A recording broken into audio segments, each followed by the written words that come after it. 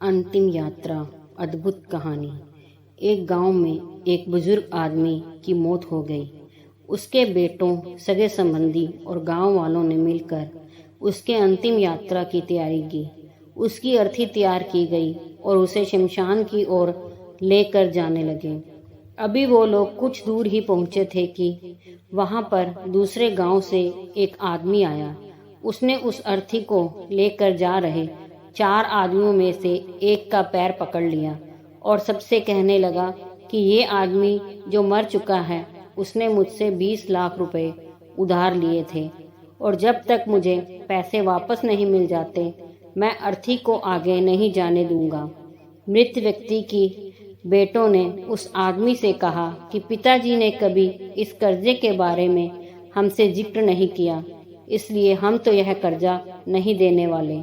जब बेटों ने ही मना कर दिया तो उस मृत व्यक्ति के भाइयों ने भी कहा कि जब बेटे ही मना कर रहे हैं तो हम भी इस कर्जे की जिम्मेदारी नहीं लेने वाले हैं।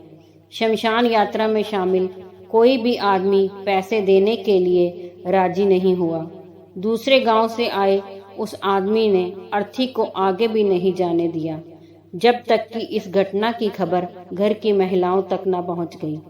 मरे हुए आदमी को एक बेटी थी। जब उस तक यह खबर पहुंची तो उसने एक पल भी न सोचते हुए अपने सारे जेवरात और कीमती वस्तुएं लेकर वहां पर पहुंच गई और उस आदमी को वह सारी चीजें देते हुए बोली, आप इन चीजों को बेचकर पैसे ले लीजिए।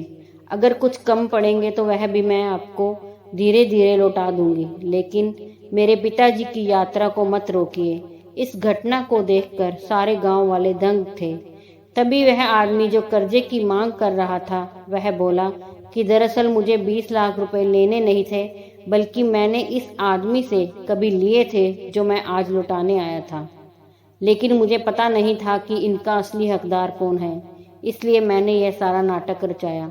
मैं जान चुका हूँ कि मरे हुए आदमी का सच्चा हितैषी ना उसके बेटे हैं ना उसका भाई, बल्कि उसकी बेटी है। इसलिए ये सारे पैसे मैं उसके हवाले करता हूँ और अपने कर्जे से मुक्त होता हूँ।